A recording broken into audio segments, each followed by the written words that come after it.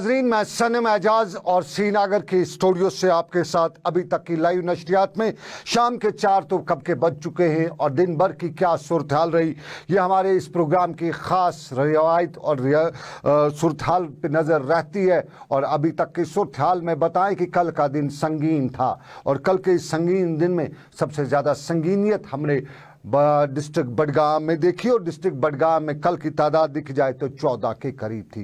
कल के दिन की सूरत हाल में सूरा की लेबॉर्ट्री में सूरत हाल बेहतर थी। जो टेस्ट कल सूरा में हुए बेहतर थे, लेकिन श्रीनगर के चस्ट डिजीज हॉस्पिटल की लेबॉर्ट्रीज में जो टेस्ट हुए वहाँ पे सूरत हाल कशीदा ही नहीं बल्कि हंगामा खैज रही और ये सूरत हाल लगातार बनती जा रही है। अभी तक का अपडेट हमारे जो नाज़रीन है उन तक हम भी पहुँचाने की कोशिश करेंगे। मेरे दो साथी सईद रूफ और उसके साथ पीर हिलाल हांजोरी और उसके साथ दूसरे मेरे साथियों में से मुजामिल, सब लोग इस वक्त पैनल पर बैठे हुए फ़ोन खड़का रहे हैं, पूछ रहे हैं क्या कुछ सूरत हाल है।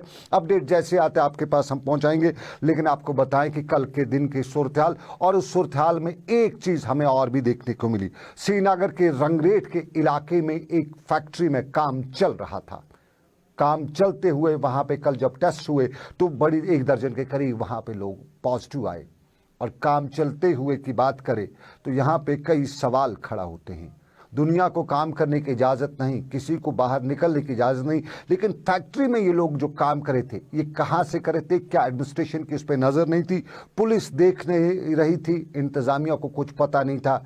क्या कान बंद किए हुए थे? ये वो मामला जो थोड़ा सा सरकार के कटघरे में सरकार को खड़ा करती है, एडमिनिस्ट्रेशन को खड़ा करती है।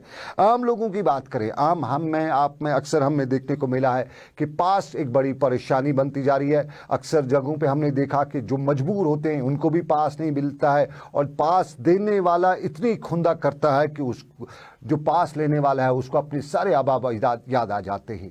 लेकिन ये पास और यहाँ काम करने की इजाज़त किसकी इजाज़त से मिली है ये हमें मालूम नहीं हो सका है, क्योंकि जब बात ऐसी हो जाती है तब बताता कोई नहीं है कि मैंने किया, उसने किया, इसने किया। फिलहाल इस पर सवाल ज़रा बड़ा ही खड़ा हुआ है। और आपको पास की जब बात करें तो मीडिया को भी कश्मीर में पास नहीं दिए जा रहे और मीडिया को पास क्यों नहीं दिए जा रहे, ये सवाल हमने बहस की, हमने इस पर बात जानने की कोशिश की कि क्या हुआ। मालूम यही हुआ कि मीडिया असल हकायक आवाम तक पहुँचा रहा है, कहाँ लूप होल्स हैं उनको आवाम तक पहुंचा रहा है और सरकार के कुछ लोग जो हैं वो नहीं चाहते हैं कि आवाम तक सच्चे हकायक जो है वो पहुंच पाए और शायद यही वजह है कि पासेस मीडिया को भी नहीं दिए जा रहे। हमने पिछले 3 दिनों से कोशिश कर रहे हैं कि हमें पासेस दिए जाएं। हमारे जो साथी हैं, रिपोर्टर हमारे हैं, हमारे कैमरा के साथी हैं, हमारे क्रू मेंबर्स हैं, उनको भी पासेस दिए जाएं।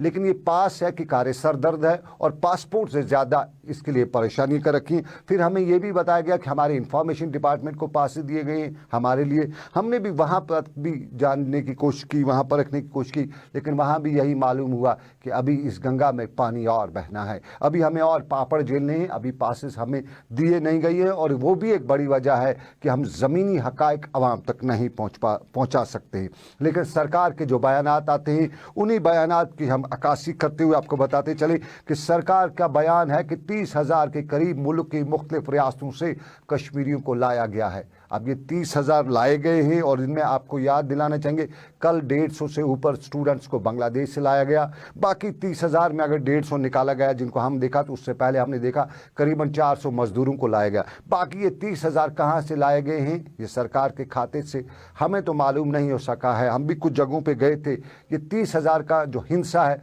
हमें कहीं पार होते हुए नज़र नहीं आया। अगर ये हिंसा पार हुआ होता तो फिर जम्मू में कश्मीरियों की हाहाकार नहीं मची होती, फिर दिल्ली में लोग आज भी परेशान नहीं होते। दिल्ली में इलाज करने के लिए जो लोग गए हैं वो भी हमें लगातार सुबह से शाम तक फ़ोन नहीं करते। जालंधर से हमें फ़ोन नहीं आता, हमें पंजाब या दूसरी रियासतों से फ़ोन नहीं आता, महाराष्ट्र से हमें, मुंबई से हमें फ़ोन नहीं आता। शायद ये 30,000 के आंकड़े में वो भी आते। और अगर 30,000 का आंकड़ा वाकई में आ चुका है तो फिर वो लोग क्यों नहीं लाए गए जो प्रायोरिटी में, जिनकी मेडिकल एमरजेंसीज हैं। ये वो सवाल, क्योंकि सवाल आज भी एक और हमारे सामने आया। हमें दिल्ली से एक बच्चे ने फ़ोन किया, उसने बताया कि उन्हें दिल्ली में परेशानी है, वो स्टूडेंट हैं, कश्मीर घर जाना चाहते हैं लेकिन जा नहीं सकते हैं। वजह उन्होंने जो बताई वो हम आपको बताएंगे, लेकिन उसके साथ उसकी फैमिली से एक मेंबर ने भी हमें कांटेक्ट किया और उन्होंने हमें बताया कि दिल्ली में उन्हें इंतज़ामिया कह रही है कि आपको पास तो हम दे देंगे, लेकिन आपको गाड़ी खुद देखनी पड़ेगी। अब पास लेने के बाद, कश्मीर ट्रैवल करने के बाद, ये बच्चा जो स्टूडेंट है ये कहाँ से गाड़ी देखेगा? कहा जाता है कि आप अपने ग्रुप्स बनाओ और ढूंढो कौन किधर है, उसके बाद पास आपको मिलेंगे, फिर आप अपनी वादी अपने घर जा सकते हैं। बारामूला से एक फैमिली के मेंबर्स ने हमें कॉल किया, उन्होंने बताया कि उनका बच्चा दिल्ली में है, लेकिन उसको बताया जाता है कि अब अपनी गाड़ी देखिए। अब ये बच्चा पढ़ने वहाँ गया है या कोई और काम करने, ये शायद इंतज़ामिया ही बता सकती है, क्योंकि बच्चा जो होता है उम्र के उस हिस्से में होता है जहाँ उसको इस सारी चीज़ों का पता नहीं होता है और ऐसी क्राइसिस में वो मैनेज नहीं कर सकता है। वहाँ वेलफेयर स्टेट की जिम्मेदारी होती है। ज़रा आपको पहले हम दिखाते हैं बारामूला से हमें जो कॉल आई है उसकी फैमिली के लोग क्या कहते हैं।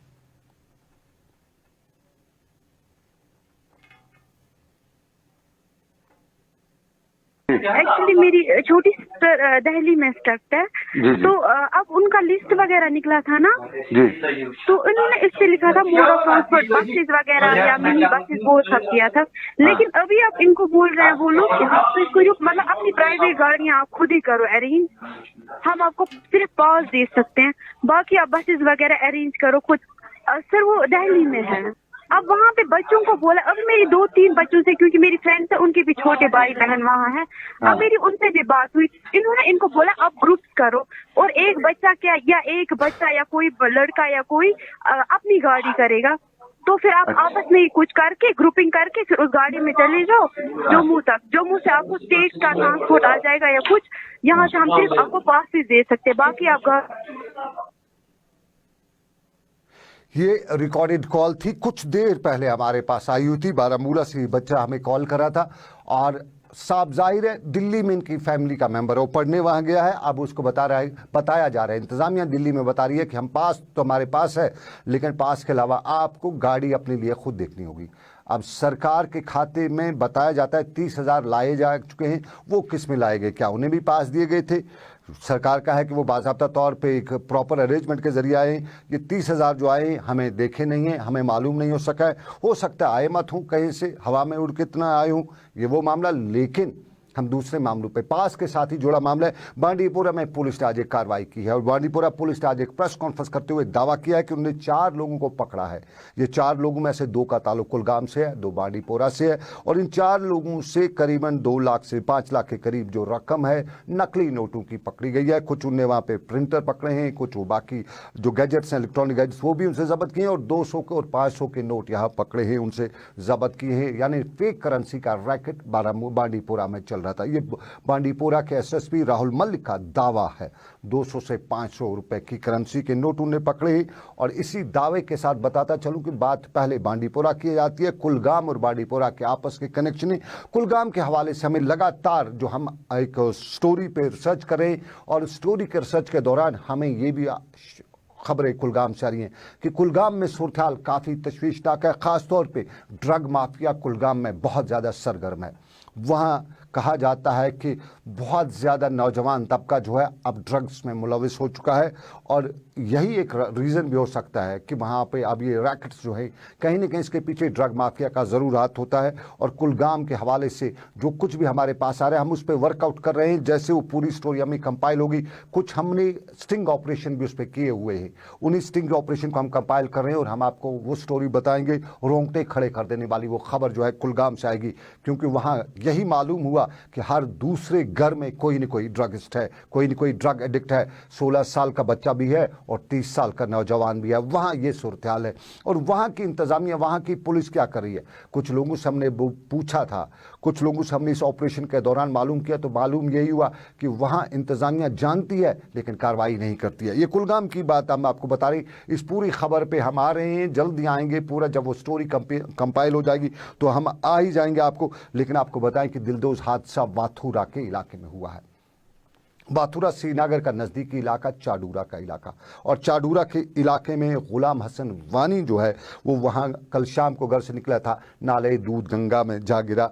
उसमें डूब गया है, खबर है कि उसमें गिर गया है। और उसके बाद वहाँ पे लोकल जो रेस्क्यू टीम्स हैं, लोकल ने रेस्क्यू किया, वो भी वहाँ पे आए। रेस्क्यू आज दोपहर तक जारी था, लेकिन रेस्क्यू नहीं हो सका है। और वहाँ पे मुकामी लीडर और ख़ासतौर पर PDP के सीनियर लीडर मोहम्मद यासीन भी वहाँ पहुँचे हुए थे। और मोहम्मद यासीन ने यहाँ रेस्क्यू के दौरान लोगों को सोशल डिस्टेंसिंग का ख्याल रखने की अपील भी की। वहीं उन्होंने इंतज़ामिया से ये भी अपील की कि यहाँ पे माहिर गोताखोरों को भेजा जाए, ताकि इस मैयत को, या डूब चुका है या वो जिंदा है, किस हाल में है, पानी में मर चुका है, जिंदा है, तो उसको निकालने के लिए इकदाम उठाए जाएं। लोकल लेवल पे वहाँ इकदाम उठाए जा रहे हैं, पुलिस वहाँ पे पहुंची हुई है, पुलिस भी काम कर रही है। लेकिन वहाँ मोहम्मद यासीन ने इंतज़ामिया से अपील की कि यहाँ पे लाया जाए माहिर गोताखोरों को। अपील हम आपको दिखाते हैं मोहम्मद यासीन की।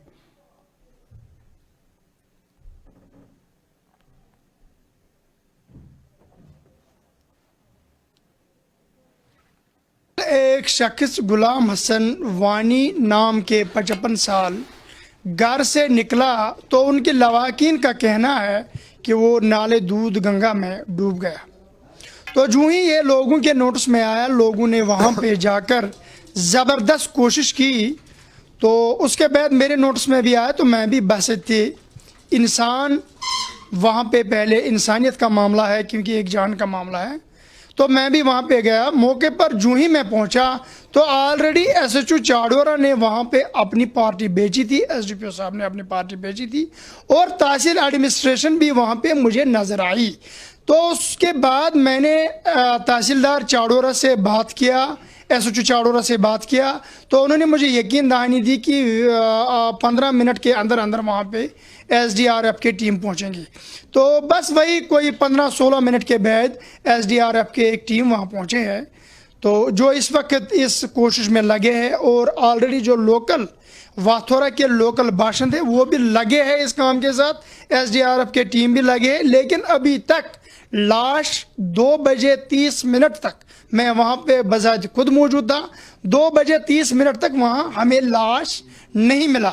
मैं मोदिबाना गुजारिश डिप्टी कमिश्नर बडगाम से करता हूँ कि इस वक्त जितने भी महकमे इस काम के साथ मुंसलिक है, जो इस काम में एक्सपर्ट है, उनको वहाँ जल्द अज जल्द रवाना किया जाए और वहाँ पे इमीडिएट कम से कम 2-3 हाउस बोट रवाना किया जाए, ताकि ये जो लाश लवाकिन के कहने के मुताबिक नाले दूध गंगा में गई, वो लाश उनके लवाकिन को मिले और इलाके में सुकून पैदा हो जाए। शुक्रिया जाहिद मलिक। मोहम्मद यासीन हमें बता रहे थे चाडूरा के बाथुरा इलाके में नौजवान जो एक 50 साल का शख्स है, गुलाम हसन वानी उसका नाम, ये कल सुबह नाले दूध गंगा में जा गिरा था। और अब इनने अपील की कि वहाँ रेस्क्यू इमदादी टीमें जो हैं, जो रेस्क्यू टीमें हैं, उनको लाया जाए, माहिर गोताखोरों को यहाँ भेजा जाए। लेकिन अपने नाज़रीन को बताएं कि आप देख रहे हैं लाइव नशियात श्रीनगर के स्टूडियो से, मैं आपके साथ सनम एजाज।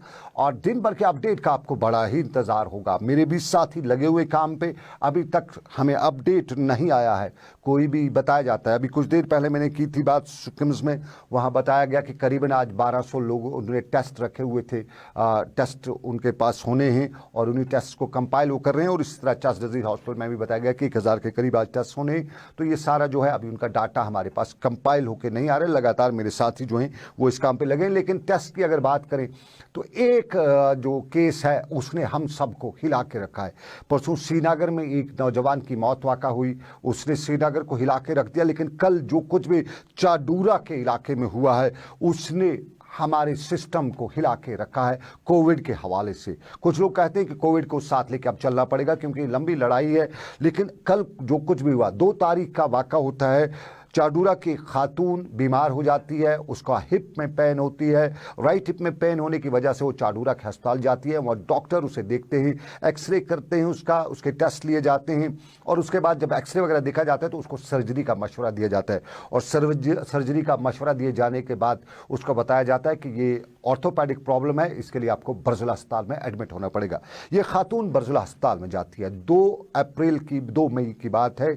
2 मई को इसका टेस्ट वगैरह 3 तक होते हैं। 3 को इसको बताया जाता है कि आपको बर्जुला अस्पताल जाना पड़ेगा। ये खातून बर्जुला अस्पताल जाती है और बर्ज़िला अस्पताल में भी इसको दाखिल किया जाता है। वहाँ इसको बाज़ाब्ता तौर पर सर्जरी के लिए वगैरह बताया जाता है, और उसको बताया जाता है कि सर्जरी पर जाने से पहले रूटीन में आपका कोविड का टेस्ट किया जाएगा, पॉजिटिव है नेगेटिव है टेस्ट किया जाएगा।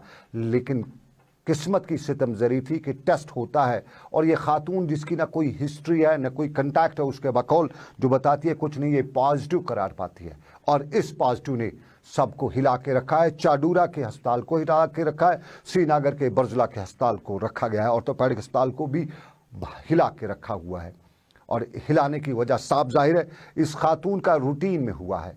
चाडूरा में जिन डॉक्टरों ने देखा उनके पास कोई भी जो प्रोटेक्टिव गियर है वो नहीं है, और श्रीनगर के बर्ज़िला अस्पताल में भी डॉक्टरों का यही हाल है। सरकार ने प्रोटेक्टिव गियर सिर्फ उन जगहों पे ज़्यादातर दे रखे हैं जो वहाँ पे कोविड के पेशेंट्स का ट्रीटमेंट किया जाता है। श्रीनगर के SMHS में है, चेस्ट डिजीज़ हॉस्पिटल में है, श्रीनगर के JVC में है, श्रीनगर के SCMS में है, और बाकी जो वैली में कोविड हॉस्पिटल्स बनाए गए हैं वहाँ प्रोटेक्टिव गियर डॉक्टरों के पास नहीं है। चाडूरा में भी नहीं है, बताया यही हमें गया है। बर्ज़िला के अस्पताल में भी नहीं है, फ्रंट लाइन पे जो डॉक्टर्स हैं उनके पास नहीं है इनमें। अब यहाँ पे ये सवाल दो खड़े होते हैं। सवाल एक, चाडूरा में इस खातून को किस किस लैब टेक्नीशियन ने देखा, टेस्ट किया, किस किस एक्सरे टेक्नीशियन ने इसका एक्सरे किया, किस किस डॉक्टर ने इसको देखा, किस किस मेडिकेट ने इसको देखा, किस किस कैंटीन से इसने दवाई लाई, ये सब कुछ कैंटीन में जो कुछ भी हुआ वहाँ बैठी, इसके पास कौन कौन बैठा, वो लाइन जो है ब्रेक द चेन की बात नहीं, वो चेन कितनी चाडूरा अस्पताल में लंबी हो गई। उसके बाद अब ये घर से निकली, श्रीनगर 2 दिन चाडूरा हॉस्पिटल गई, और तीसरे दिन ये श्रीनगर के बर्ज़िला हॉस्पिटल गई। बर्ज़िला अस्पताल में OPD में कितना रश था, वहाँ ये लाइन में खड़ी रही या बाहर रही तो कितने लोगों से मिली, अंदर डॉक्टर के पास भी मिली, और डॉक्टर के बाद ये वहाँ कुछ और लोगों से भी मिली होगी। और ये लंबी चेन जो है बर्ज़िला अस्पताल से लेकर चाडूरा तक जाते जाते कहते हैं कि ये दरियाई जहलम की तरह लंबी होती जा रही है। और जब ये लंबी चेन होगी तो आगे के कनेक्शन जो हैं, कंटैक्ट्स जो हैं, वो कितने लंबे होंगे और कितने सरदर्द वाले होंगे, ये एक सवाल। और इस सवाल में श्रीनगर के अस्पतालों की बात करें, डॉक्टरों की बात करें, प्रोटेक्टिव गियर उनके पास, वो पहले भी इल्ज़ाम लगाते रहे कि ये प्रोटेक्टिव गियर सही नहीं है, लेकिन अब सबको नहीं दिए गए हैं। अब बर्ज़िला अस्पताल के डॉक्टरों के पास भी प्रोटेक्टिव गियर नहीं है, चाडूरा अस्पताल के डॉक्टरों के पास भी प्रोटेक्टिव गियर नहीं है। तो चाडूरा के अस्पताल को क्या बंद किया जाना पड़ेगा? क्या सभी डॉक्टर्स को क्वारंटीन जाना पड़ेगा? क्योंकि डॉक्टर ने एक पहले ट्रीटमेंट इसका किया होगा, उसके बाद वो दूसरों को भी, पेशेंट्स को भी उसने ट्रीटमेंट किया होगा, उसके बाद वो अपने डॉक्टर्स कोलीग जो दूसरे उनके पास भी बैठा होगा, हो सकता है इफ्तारी भी उनके साथ बैठ के खाई होगी। तो कुल मिला के ये चेन जो है चाडूरा से शुरू होते खन्नाबल से लेके खादिनियार तक तो नहीं पहुंच रही है, ये लंबी चेन। और उसी चेन में प्रोटेक्टिव गियर्स की बात ज़रूरी है, क्योंकि हमारे ये फ्रंट लाइन डॉक्टर्स जो है इनके पास अगर इक्विपमेंट नहीं होगा, अगर इनको आज भी बोला जाएगा कि जुगाड़ी सिस्टम चलाइएगा, तो ये फिर सिस्टम पर सवाल बहुत खड़े होंगे। ये सिस्टम की बात, और उसी सिस्टम के साथ साथ आपको बताते चले नाज़रीन कि क्वारंटीन सेंटर्स में भी सूरत हाल कुछ उसी तरह की है। कल जो बाहर से स्टूडेंट्स लाए गए उनको श्रीनगर के मुख्तलिफ क्वारंटीन सेंटर्स में रखा गया, और श्रीनगर में जो कुछ सूरत हाल है कदरे बेहतर है। क्वारंटीन सेंटर्स में इंतज़ामिया वहाँ पहुँचती भी है, लेकिन EDI पांपोर के क्वारंटीन सेंटर पर पिछली बार भी सवाल उठा था, आज भी फिर हुआ है, क्योंकि कुपवाड़ा के जो स्टूडेंट्स हैं जिनको कल बांग्लादेश से लाया गया या बाकी लोग हैं, उन्हें EDI पांपोर में रखा गया है। और EDI पांपोर में हमें कुछ बच्चों ने बताया कि उन्हें कल से लेकर अभी तक ना सहरी दी गई, ना कल शाम को इफ्तारी दी गई। आज सुबह 9 बजे के करीब चाय की केटल मैदान में रखी गई, और उसके बाद उन्हें बताया गया कि चाय की केटल ले जाइए और ख़ुद खाइए, पीजिए, पी लीजिए, बाकी कुछ नहीं मिलेगा। वहाँ पे क्या सूरत हाल है? पिछले दिनों जो क्वारंटीन सेंटर EDI का था, वहाँ लोगों ने इल्ज़ाम लगाया था कि वहाँ पे उन्हें पॉजिटिव किया जाता है। लोग वहाँ पॉजिटिव नहीं होते, लेकिन क्वारंटीन सेंटर में बाज़ाब्ता तौर पे पुलवामा के एडमिनिस्ट्रेशन किसी साजिश के तहत उनको पॉजिटिव करिए, ये लोगों ने तब इल्ज़ाम आयद किया था। बहुत से लोगों ने हमें बताया कि वहाँ पे उन्हें बाज़ाब्ता तौर पे ला के पॉजिटिव किया जाता है। और अब ये बच्चे वहाँ जो रखे गए हैं, जो बांग्लादेश से आए हैं, साफ पाक फिलहाल वो अपने आप को कहते हैं, क्वारंटीन सेंटर में सिर्फ एहतियाती तौर पर इनको रखा गया है, लेकिन वहाँ पे इंतज़ामात न होने के बराबरी नहीं, कहते हैं कि बिल्कुल नहीं है, कुछ भी इंतज़ाम नहीं है। कल वो वहाँ पे पहुँचे हैं, कल 5 बजे से लेके अभी तक, अभी करीबन 3 बजे शाम तक उनके पास कोई नहीं आया था, उनको खाने को नहीं दिया गया था। ये वो सवाल जो हम इंतज़ामिया तक पहुंचाना चाहते हैं और शायद इंतज़ामिया इसी वजह से मीडिया को पासेस भी नहीं दे रही है, क्योंकि मोबाइल बंद हैं, इंटरनेट बंद है, सब चीज़ें बंद हैं। मीडिया ही एक बाहर जाके लोगों की बात करता था, तो शायद ये भी एक वजह कि पासेस मीडिया को इसी वजह से नहीं दिए जा रहे, ताकि हम अंदर की बात न जान सकें। और अंदर की बात EDI पामपोर से यही है कि वहाँ पे परेशान हैं बच्चे, और जालंधर में भी परेशान हैं। जालंधर में स्टूडेंट परेशान हैं। मुंबई से खातून एक ने अपील करते हुए, गिड़गिड़ाते हुए हमें बताया कि रियासती सरकार तक ये बात पहुंचाई जाए कि उनके लिए खसूसी इंतज़ामात ना सही, लेकिन कम अज़ कम रेल के इंतज़ामात तो इस वक्त मरकज़ी सरकार ने शुरू किए हैं, उसी रेल में उनको भी जगह दी जानी चाहिए ताकि वो घर आ सकें। वो अपना पैसा खर्च करेंगे, खातून ने बताया। और उसने ये भी बताया कि वो शुगर की भी मरीज़ है, ब्लड प्रेशर की भी मरीज़ है, उसके साथ साथ उसको एक और बीमारी भी है, उसी का इलाज कराने के लिए वो महाराष्ट्र मुंबई आई हुई थी, लेकिन अब वापस जाने के लिए परेशानी है। 10 बाय 10 के कमरे में रहती है, और वहाँ पे जब अंदर उस कमरे में रहना, दिन में जब टेम्परेचर 35 से 38 और 40 के दरमियान हो, साफ जाहिर है बहुत ही तबाहकुन नहीं कहेंगे बल्कि परेशान कुन टेम्परेचर होता है, और यूजुअली कश्मीरी को इसकी आदत नहीं है। ये वो कुछ मुद्दे हैं जिन पे हम बात ज़रूर करना चाहते हैं, अरबाब इक़दार तक पहुंचाना चाहते हैं। और अरबाब इक़दार में भी हम कहते हैं कि ट्वीट से ही सब कुछ नहीं चलता है। ट्वीट तो हर कोई कर सकता है, आजकल सोशल मीडिया किसी के पास भी है। सरकार को ट्वीट्स के बजाय बात करनी चाहिए, ग्राउंड पे करना चाहिए। अगर श्रीनगर के सिविल सेक्रेटरीट को कल क्वारंटीन किया जा सकता है, पूरी मशीनरी को वहाँ एडमिनिस्ट्रेशन को लगाया जा सकता है, तो फिर बाकी जगहों के हालात को क्यों नहीं सुधारा जा सकता है। और रंगरेट की फैक्ट्री में जो लोग काम कर रहे थे उनको परमिशन किसने दिया था, सरकार इसकी भी थोड़ी तहकीकात करे। जम्मू से कश्मीर के एक जाना माना बिजनेसमैन कश्मीर आया था, बिना इजाज़त आया था, उस पर FIR भी दर्ज किया गया, उसको क्वारंटीन भी किया गया। लेकिन जो श्रीनगर के इस फैक्ट्री में काम कर रहे थे उन लोगों को पास किसने दिया था काम करने का, ये भी सरकार से पूछा जा सकता है। और पूछते हुए हम आपसे इजाज़त लेना चाहेंगे। फिलहाल अभी तक का आज का ये प्रोग्राम इख्तिताम पजीर हुआ चाहता है। मुझे मेरे साथी जाहिद मलिक, समीर वानी, मुजम्मिल और दूसरे साथियों के साथ दीजिए इजाज़त। रब कायनात की रही मर्जी, आपसे फिर करेंगे मुलाकात। आप रखिए अपना ख्याल। अल्लाह हाफिज़।